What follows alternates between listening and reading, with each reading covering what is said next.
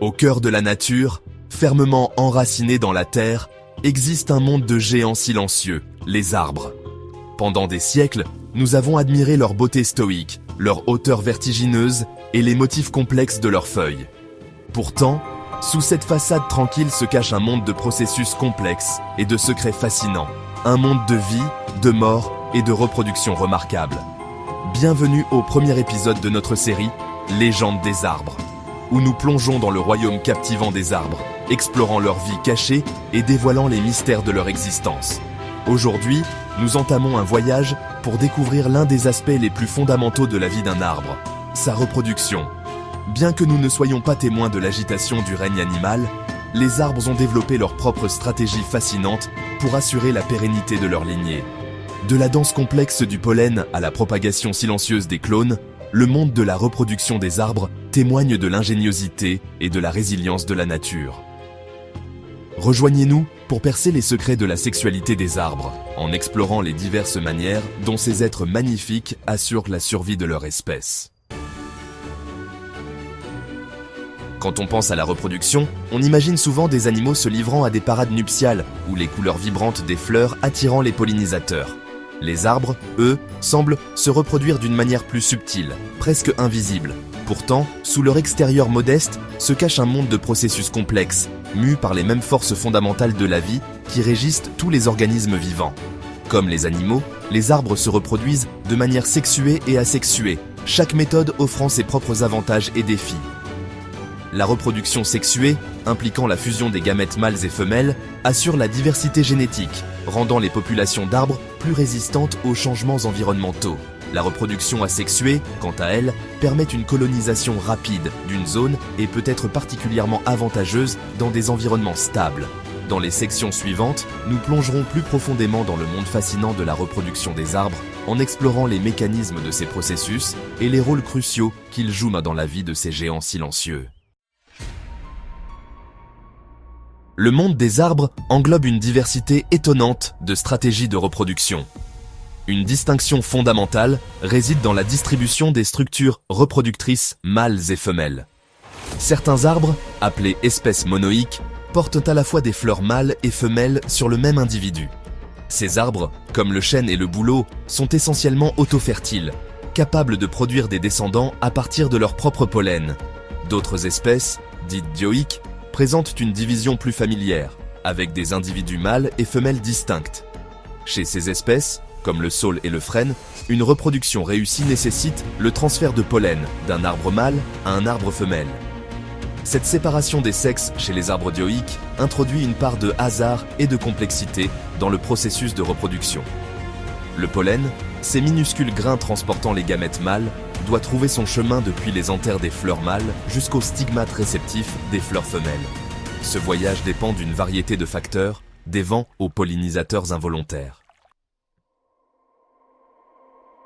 Alors que certains arbres dépendent des caprices du vent pour la dispersion du pollen, d'autres ont développé des approches plus ciblées, enrôlant l'aide d'animaux pour transporter leurs précieuses cargaisons.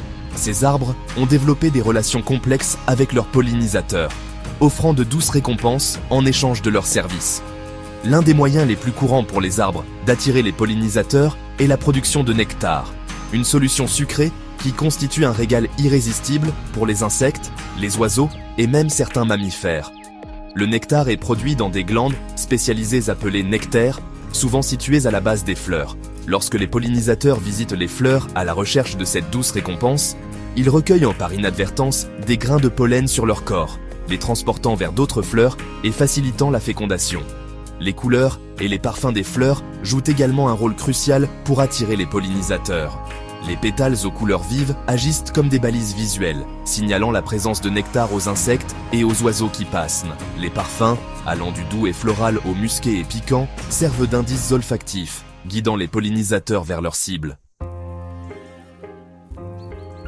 Section 5. Au-delà des graines, les merveilles de la reproduction asexuée. Alors que la reproduction sexuée domine le monde des arbres, la reproduction asexuée offre une voie alternative pour engendrer une descendance. Cette méthode, qui contourne le besoin de fécondation, permet aux arbres de produire des copies génétiquement identiques d'eux-mêmes, assurant la perpétuation des caractères avantageux dans des environnements stables. La reproduction asexuée chez les arbres prend diverses formes, chacune avec ses propres mécanismes.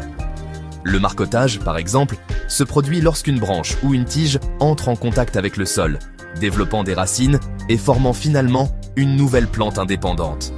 Cette méthode est couramment observée chez des espèces comme les framboisiers et les mûriers. Le drageonnage, une autre forme de reproduction asexuée, implique la germination de nouvelles pousses à partir des racines d'un arbre parent. Ces pousses, génétiquement identiques aux parents, peuvent se développer en arbres indépendants, formant des colonies clonales denses. Les trembles sont bien connus pour leur drageonnage prolifique, formant souvent de vastes peuplements d'individus génétiquement identiques. Section 6. S'enraciner par le haut, le marcottage et ses variations.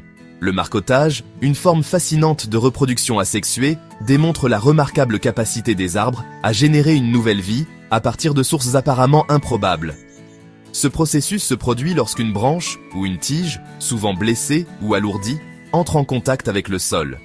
Au contact du sol humide, la branche commence à développer des racines adventives, formant finalement un nouveau système racinaire. Avec le temps, la branche marcotée se développe en une plante indépendante, capable de se maintenir.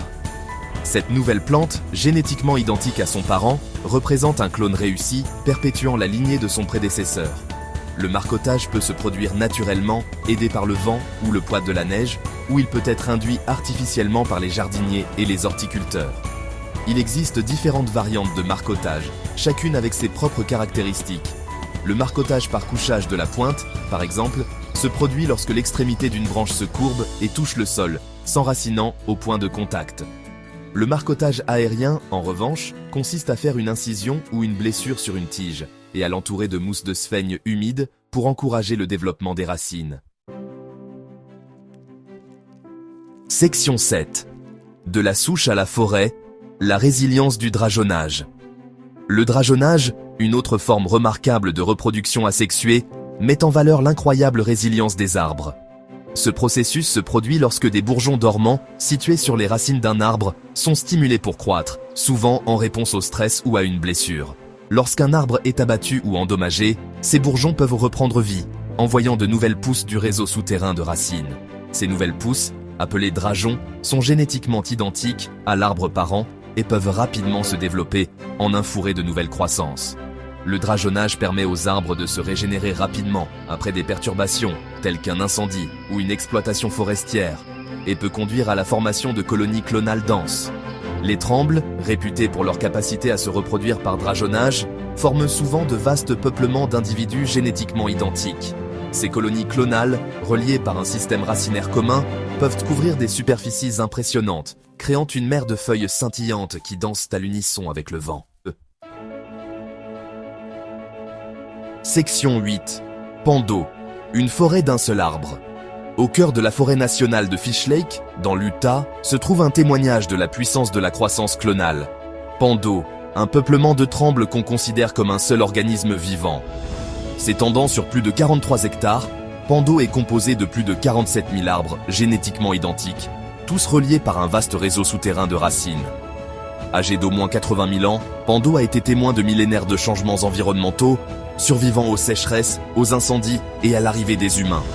Sa capacité à persister à travers de tels défis témoigne de la résilience de la croissance clonale et de l'interconnexion des arbres. L'existence de Pan d'eau remet en question nos notions traditionnelles d'individualité et souligne les manières complexes dont les arbres peuvent manipuler leur environnement pour assurer leur survie. Cette forêt d'un seul arbre nous rappelle l'interconnexion de tous les êtres vivants et l'importance de protéger ces géants anciens. Section 9. Appel à l'action. Protéger nos alliés arboricoles. Au cours de notre voyage à travers le monde fascinant de la reproduction des arbres, de la danse complexe du pollen à la propagation silencieuse des clones, nous avons acquis une appréciation plus profonde de l'ingéniosité et de la résilience de ces géants silencieux. Les arbres, essentiels à la santé de notre planète, nous fournissent de l'oxygène, séquestrent le dioxyde de carbone et soutiennent un vaste réseau de vie. Pourtant, malgré leur importance, les forêts du monde entier sont confrontées à des menaces croissantes liées à la déforestation, au changement climatique et aux maladies. La protection de ces écosystèmes vitaux nécessite une approche à multiples facettes, allant du soutien aux pratiques de forestières durables à la réduction de notre empreinte carbone. Nous pouvons tous jouer un rôle dans la protection de nos alliés arboricoles. En plantant des arbres, en soutenant les organisations dédiées à la conservation des forêts et en promouvant des politiques qui protègent nos forêts, nous pouvons contribuer à assurer que ces êtres magnifiques continuent de prospérer pour les générations à venir. Œuvrons ensemble pour protéger ces géants silencieux, car leur avenir est inextricablement lié au nôtre. Merci d'avoir regardé jusqu'à la fin. N'oubliez pas de vous abonner pour plonger encore plus loin dans les mystères de la nature. À très bientôt. 4 bonus. Restez jusqu'à la fin pour découvrir un arbre légendaire qui change de sexe au cours de sa vie. Vous allez être surpris.